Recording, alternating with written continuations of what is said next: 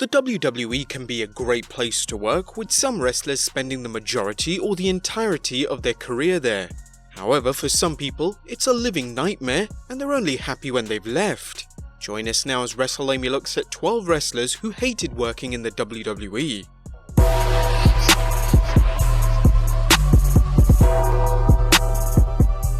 Number 1. NAILZ.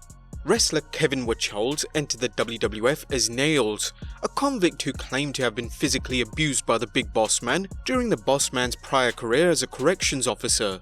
Vowing revenge, NAILZ stalked the Boss Man for weeks before finally debuting and brutally attacking him. A feud ensued and NAILZ was then positioned for a program with The Undertaker. However, behind the scenes, NAILZ grew unhappy and confronted McMahon. According to one account, at SummerSlam 92 in London, NAILZ squashed Virgil. He reportedly received either $8,000 or $9,000 as his payoff a few months later, which he felt was too low. Before the television tapings in Green Bay on December 14th, NAILZ voiced his disappointment with the payoff to Vince McMahon in the locker room of the arena. He also wanted advance payment of $150,000 for his upcoming house show run with The Undertaker, in which he'd put The Undertaker over at every show. It led to a heated argument with McMahon, with NAILZ shouting very loudly. Some people nearby thought it was just a wrestler cutting promos for television, as that was done before the tapings in those days. But when he shouted, "I want my money," it became evident this wasn't a promo. In his memoir, Bret Hart shared his recollection of the fateful night. Kevin cornered Vince in his office and screamed at him for 15 minutes about all the lies he'd been told. His yelling got so loud that I got goosebumps up my back as I listened from down the hall. Suddenly there was a loud crash. NAILZ had knocked Vince over in his chair, choking him violently until Lanza, Slaughter and a swarm of agents tried to pull him off. According to Hart, NAILZ then phoned the police and accused McMahon of sexual assault, apparently to prevent McMahon from pressing charges against him. To no one's surprise, NAILZ was fired.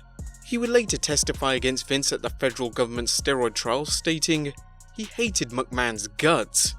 Number 2. Scott Steiner. Scott Steiner is well known for his explosive temper and voicing his disapproval with things. Steiner worked in the WWE in 2003 against Triple H, but was reportedly unhappy with the entire experience, citing political games that kept him from success. However, Steiner's comments went nuclear during a 2018 interview when he discussed his 2 runs in the company. "The 2 times I was up there I thought about quitting. Yeah, f***ing weirdos, man. The bullshit you have to deal with now. Now it's worse because you've got one of the biggest running it, you know? Stephanie McMahon? What the fuck does she know about wrestling?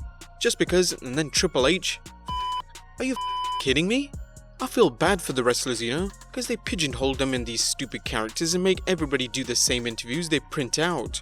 You can't expand or be creative. It's not what my picture of wrestling is. People say they sell it like it's the squared circle, they proved it. It's bull. Steiner may have hated the time, but he did not rule out being inducted into the WWE Hall of Fame. Vince gets paid to, you know, put on a show. Yeah, pay me, cause Vince is getting paid to show the program, I mean, you know? I ain't doing anything for free. He doesn't do anything for free. He wants, you know. So yeah, if the price is right. Number 3. Gail Kim. Despite her considerable talent as a wrestler, Gail Kim found it difficult to thrive in the WWE and was released in 2004, joining TNA in 2005. A return to the WWE in 2008 proved equally as frustrating as her first stay, although she stayed there until 2011. Kim has stated in interviews that there is racism in the WWE and that women were not allowed to perform at the same level as men. Furthermore, she felt like she didn't fit in, commenting, "They made it known that I wasn't one of those beautiful people. They were very transparent about that. They would position the girls exactly where the cameras would go for their matches. The girls they felt weren't the pretty ones, they would move them to the side." In 2018, Kim was asked about appearing in the all-women's WWE pay-per-view Evolution. She tweeted, "Because I've been there twice, I've never been happy there. Life is about happiness. Impact Wrestling is my happiness. It's not about money sometimes. People just don't understand that." Kim continues to express her feelings towards the WWE and in 2019 commented on Instagram about Kurt Angle's farewell match at WrestleMania 35 against Baron Corbin.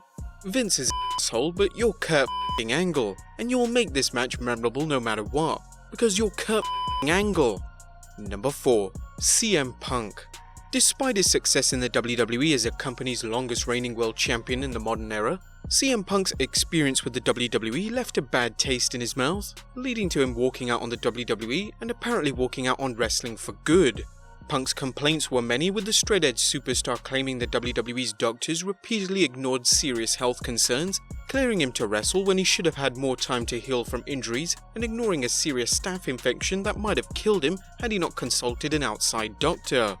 He also criticized how he never main evented WrestleMania and that he was paid less than similar level talent, and blasted the WWE for putting him into matches with RYBACK, a superstar he felt was too green to be working yet.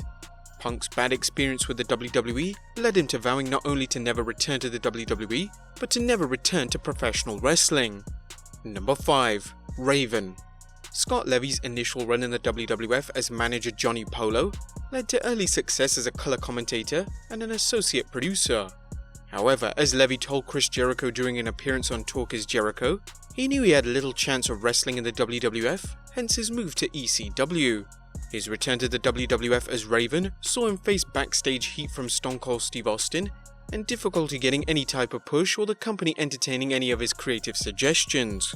Raven was released from the promotion in 2003 and later sued them, claiming the company wrongfully labeled him as an independent contractor rather than an employee. Number 6. Shane Douglas.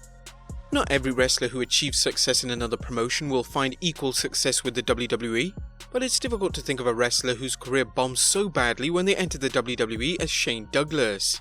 The ECW icon who went from working in the hardcore promotion as the franchise to a disappointing run in the WWF as Dean Douglas.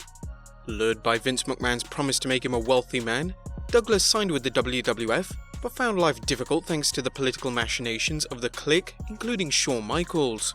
In a 2012 interview, he recalled one interaction with the Heartbreak Kid. He had run his mouth when I was in Germany in the dressing room 3 weeks prior, saying he was going to embarrass me on national television. I said to Davey Boy, rest his soul, one of my best friends in the business who was a great ribber and loved to stir the pot, that if he tries to embarrass me on national TV, that I'll stretch his rear end. And I didn't say rear end. Almost within hours, I get the call that the finish has been changed and that Shawn has had a relapse of his concussion and can't perform. That's Shawn. He left the WWF, claiming the company asked him to put his health at risk by working through a serious injury, and that the WWF paid him far less than promised. Number 7. Goldberg. Goldberg's run in the WWE saw him defeat Triple H for the World Heavyweight Championship, but it was a year marked by frustration. It was clear Goldberg was in it for the money only, and the fans responded by booing Goldberg at his final WWE match at WrestleMania 20 against Brock Lesnar, another wrestler we'll be getting to. Goldberg returned to the WWE, but he made it clear it was just for the money, making short appearances and collecting a hefty paycheck. Goldberg may not care about wrestling, but he seems to enjoy cashing in checks McMahon throws at him, as seen by his recent match with The Undertaker at the Super Showdown event. Number 8. Brock Lesnar. Although Brock Lesnar's size and legitimate wrestling credentials can't be disputed, Lesnar nonetheless had a great deal handed to him during his career in the WWE.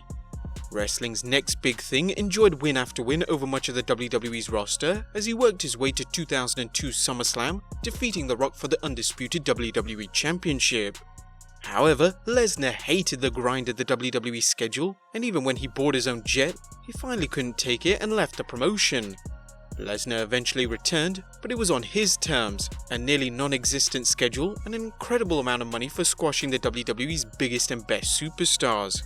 He may hate wrestling, but he loves the terms he's negotiated this time around. Number 9. RENE DUPREE. DUPREE worked on the WWE's main roster from 2003 to 2007, including a tag team championship run alongside Sylvain Grenier as the team La Resistance. Behind the scenes, he grew more incensed at the political games he saw in the company. One interesting story by DUPREE sums up his frustration, as according to him, a WWE seamstresses went to measure him for his ring outfits and told him he was bigger than Triple H, which meant they had to make his measurements smaller so he didn't outshine Triple H. In 2017, DUPREE responded to comments by Randy Orton which DUPREE felt mocked indie workers such as himself. Randy, everything was handed to you, from your nicknames to your finishing move. People can say the same about me. When you were hired, you were a fat slob. I just won the Canadian Bodybuilding Nationals and qualified for the Worlds. You had 0 matches, I had 500 plus. You wouldn't last one Japanese tour, I'm on 49 tours, and you counting if Triple H wasn't such a mark for your daddy, you would have been fired years ago.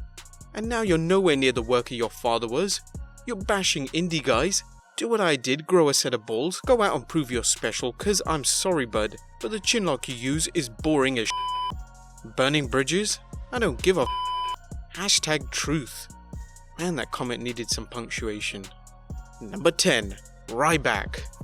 While some fans enjoyed RYBACK's run in the WWE, others saw him as the poor man's Goldberg. Whatever the case, his WWE run was a mixed bag and one he eventually gave up on. One of the reasons for him regretting his time in the promotion was that he felt the WWE did not defend him when CM Punk criticized his work, blaming him for injuring him. He told Sports Illustrated's Justin Barrasso, "Those Punk comments did a lot of damage to me. CM Punk has a tremendous following. When you have as many followers as he has and you say something about somebody, they're gonna believe everything you say. To this day, I don't know why Punk tied me in this whole thing against the WWE. I felt like part of it was he was his unhappiest with the company when he was working with me, and I kinda got tied into all of it."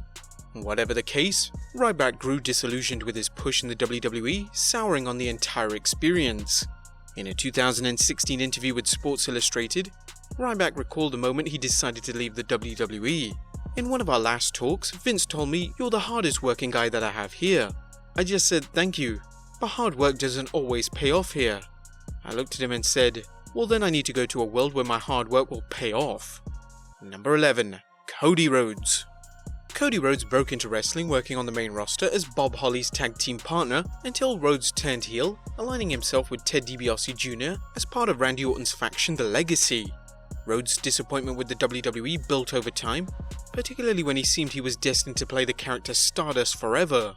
Add in his dismay at he and brother Dustin not being allowed to work their feud at WrestleMania, and you had a star whose exit seemed to be only a matter of time. The WWE refused to abandon the Stardust gimmick, and Rhodes requested his release, getting it and establishing himself as the highly successful American Nightmare in New Japan Pro Wrestling and Cody in Ring of Honor. Rhodes may have hated his time in the WWE, but his exit paid off quite well, as he's now one of All Elite Wrestling's executive vice presidents and poised to revolutionize the wrestling world. And number 12. Randy Savage. Macho Man Randy Savage certainly enjoyed his early run in the WWF, becoming one of the company's biggest stars and eventually WWF champion. However, as Vince McMahon changed gears from one era of big men like Hulk Hogan and the Ultimate Warrior to smaller and younger stars like Bret Hart and Shawn Michaels, Savage was phased out of the ring and put behind the microphone as a color commentator. Savage felt he still had much to offer and proposed a one-year feud against Shawn Michaels, where Savage would ultimately put Michaels over, establishing him as a true main eventer. McMahon vetoed the idea and Savage bailed on the company, heading to WCW where he enjoyed main event success, including runs in WCW as world champion. When asked about his decision to leave, he commented, "They wanted me to do the commentary thing, which I will want to do someday, but I just wasn't ready to take off my boots at that point. I'm glad I didn't. It wasn't anything but an attitude or a direction which the WWF was going, and they proved me to be 100% correct in where they were going, because they had a vision in where they were going. But at the same time, it didn't work for me at that time, and I'm glad I made the move that I did, looking back because I just wasn't ready to do that. I have to do things because I want to, not because I have to."